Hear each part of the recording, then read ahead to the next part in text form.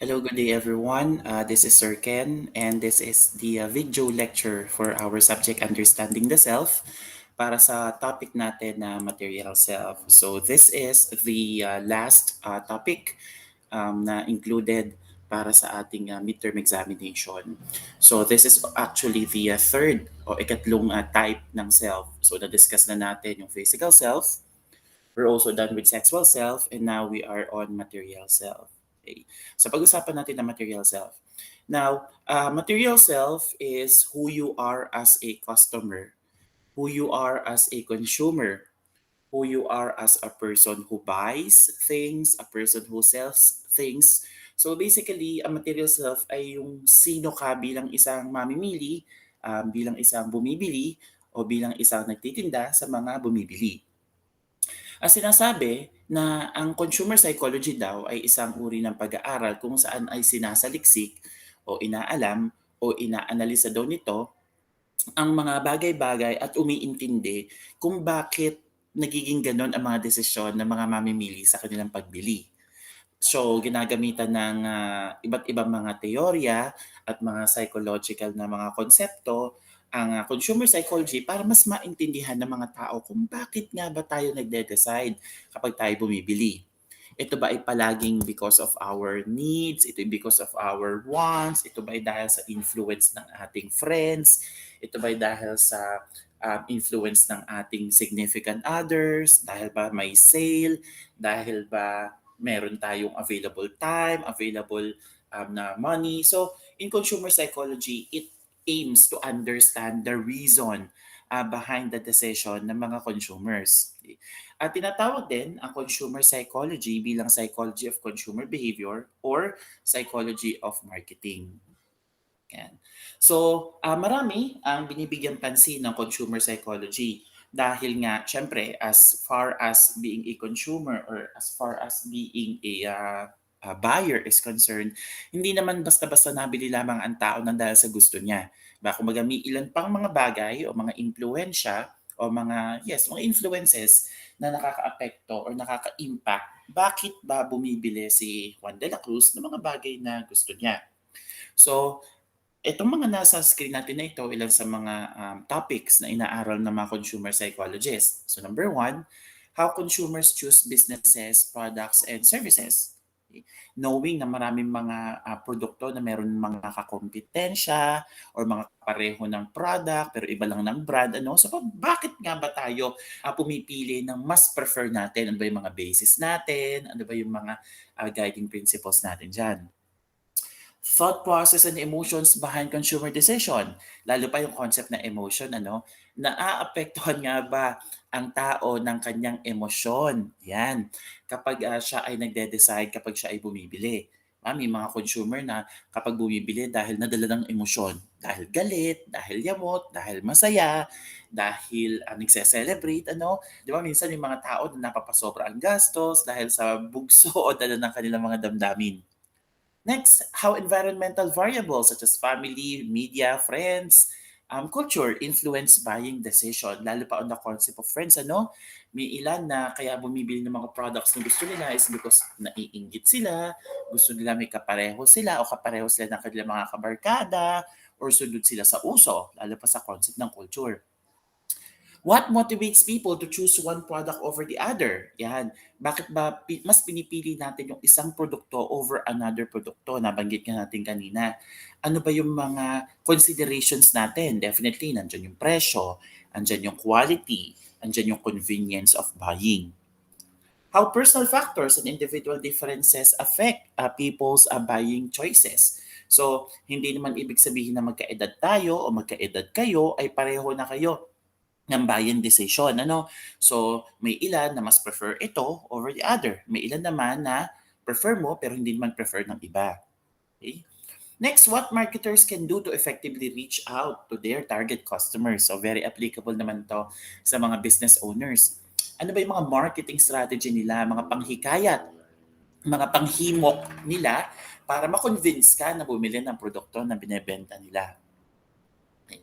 So ano ba iba't ibang mga theory and models of consumer behavior? So number one, we have the theory of Walters. sabi niya, ang consumer behavior daw ay isang proseso kung saan ay ang isang individual ay dinedetermine whether what, when, where niya pwedeng ma-avail, and even how and from whom niya pwedeng ma-avail ang goods and services. Yan. Ang mga pwede nating bilhin, hindi lang actually mga goods o produkto. Minsan, kaya din natin mag-avail ng services o mga serbisyo katulad ng pagpapagupit. Di ba? Nagbabayad tayo kapalit ay serbisyo na tayo magupitan. Pagpapamasahe or manicure or pedicure, nagbabayad tayo para i-provide nila yung service ng massage, pagmamanicure or pedicure. So mga services yon. Okay. Another definition na binigay naman ni Mawen, consumer behavior, study of buying units, exchange processes, acquiring, consuming, and disposing of goods, services, experience, and ideas. So medyo maganda itong definition nito ni Mawen kasi parang pinapaliwanag niya yung pinaka-cycle o pinaka-process ng pag-purchase ng isang individual. It starts sa pag-acquire natin o pagbili natin ng mga bagay-bagay. Next ay pag-consume o paggamit ng mga binibili natin mga bagay-bagay. And even pag-dispose o pag-disregard or pagtatapon ng mga goods, services, experiences, and even ideas matapos natin gamitin, specifically kapag hindi na natin to kailangan. So, si Schiffman and Canut naman, meron silang concept na sinabi nila na meron daw dalawang uri ng consumer or mamimili. Mga personal consumers at saka mga organizational consumers. Kung ikaw daw ay isang individual na bumibili ka ng produkto mo o mga services para sa personal and even home or household or domestic use, personal consumer daw yan. Katulad natin, kaya tayo bumibili para sa pangsarili natin, pang-pamilya natin, pang-bahay, pang-hygiene, pagkain. So yan, personal consumers ang tawag sa atin.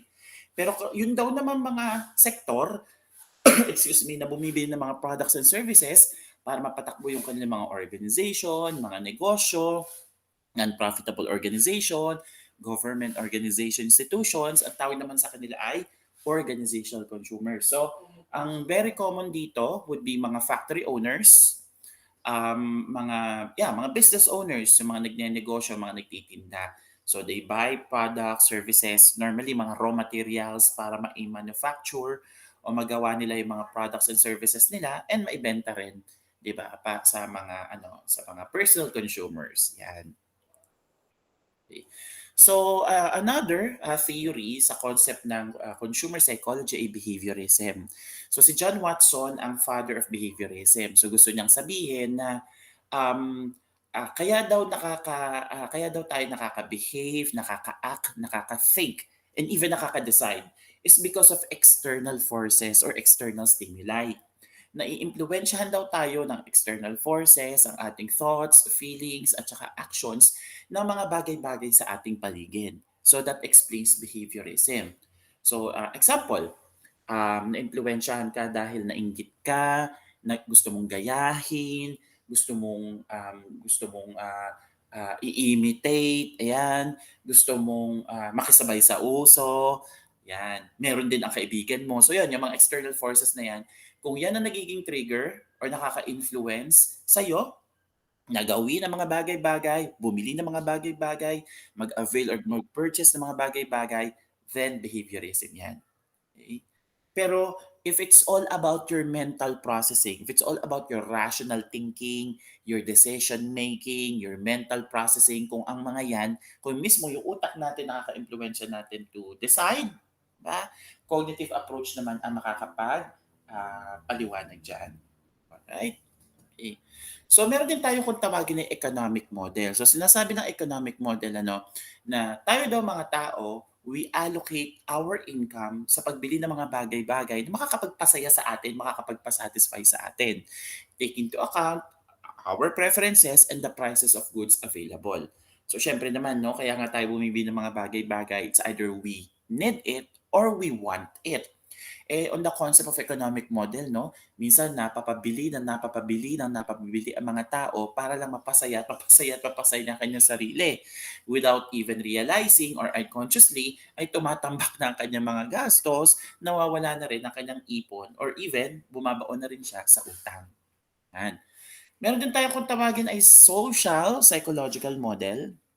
It explains that how human behavior and needs are shaped by norms, standards, culture, subculture, and social groups. Perfect example dito yung mga uso, di ba? That's a part of our culture, no? Yung mga nauusong produkto, na maraming gustong sumunod sa uso, gustong makigaya sa uso, kaya yung ilan, regardless, kahit wala na silang pera, di ba? Just to make sure na makasunod sa uso, ay bibilit-bibilit, susunod at susunod pa rin talaga sila sa uso. So there are some individuals na ganyan. Okay.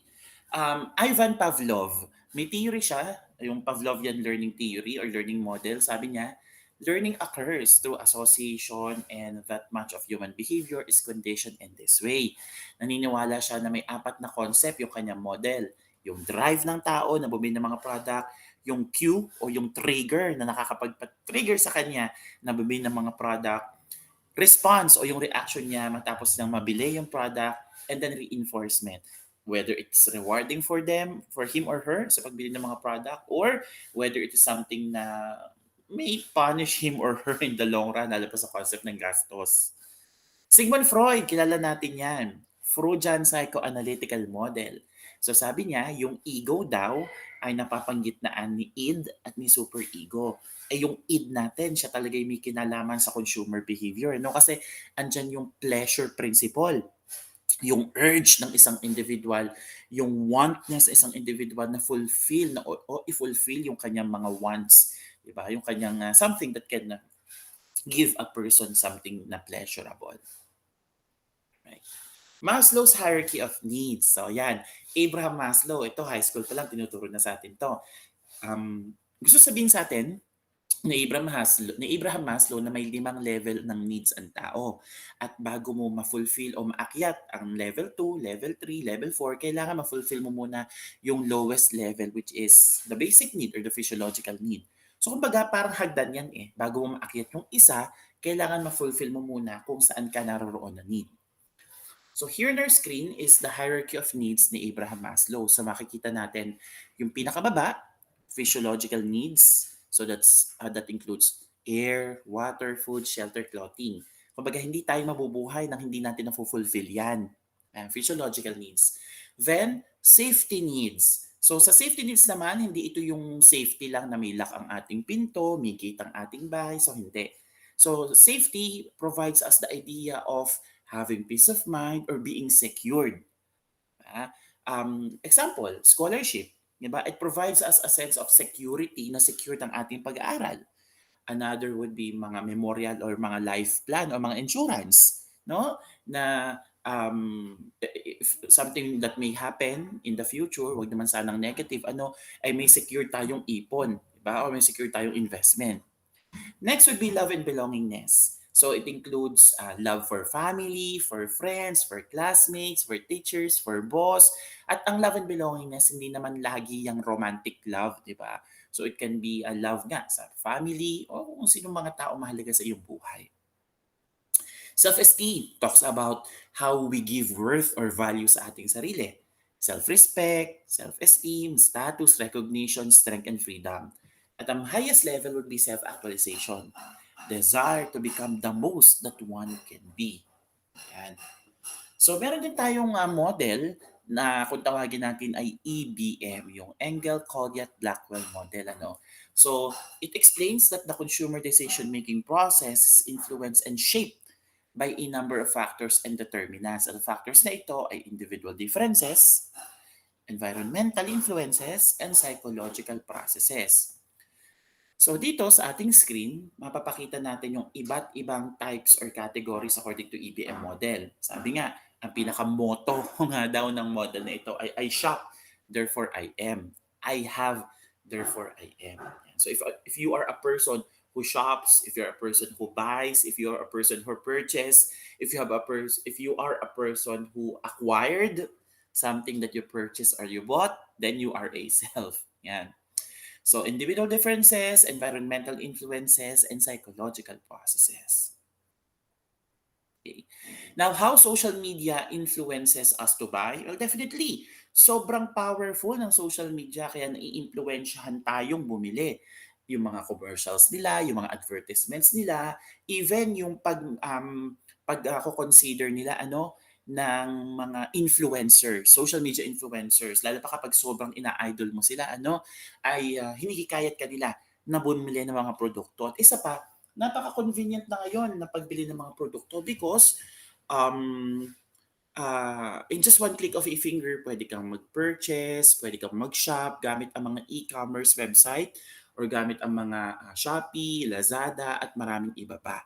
No? Kaya since we are already living on a digital era, kumbaga na mga digital natives na tayo, lalo pa yung mga kabataan ngayon. O kayo, mga nasa Gen Z kayo, no? Ay kumbaga, a very internet generation. Kaya a lot of people ay talagang naiimpluwensyahan na bumili, maximizing or utilizing technology, especially social media. We have a term dito sa topic natin which is consumer culture. So it refers to the material culture that is enabled by the market, giving rise to a distinct connection between consumer and the goods and services that they utilize or partake in. Ilan sa mga taong tinatawag itong consumer culture as consumerism.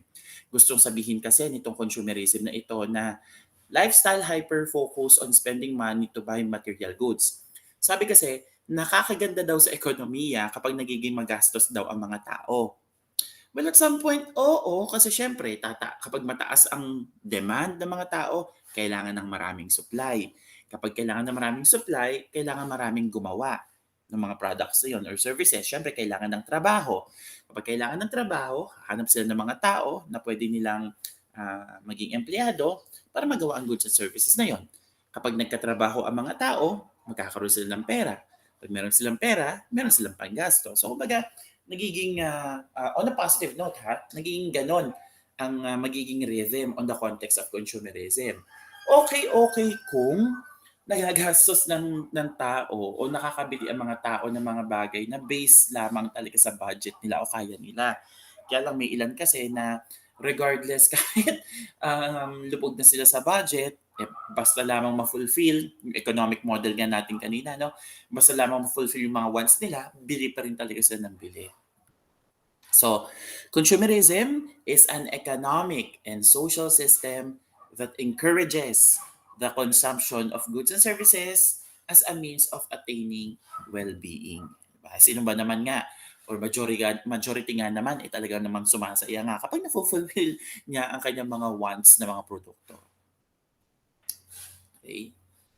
So consumerism, ang pag-increase daw ng consumerism ay minsan ay hindi na rin daw nagiging okay on an ethical tsaka moral side. Minsan nga nawawalan na rin daw ng values or asal ang ilang mga tao just for them to fulfill their ultimate mga needs nila kapag sobrang increase ng consumerism. At isa pa, ang intense consumerism daw ay may epekto rin daw sa mental health ng tao, no? Lalo pa sa concept ng depression.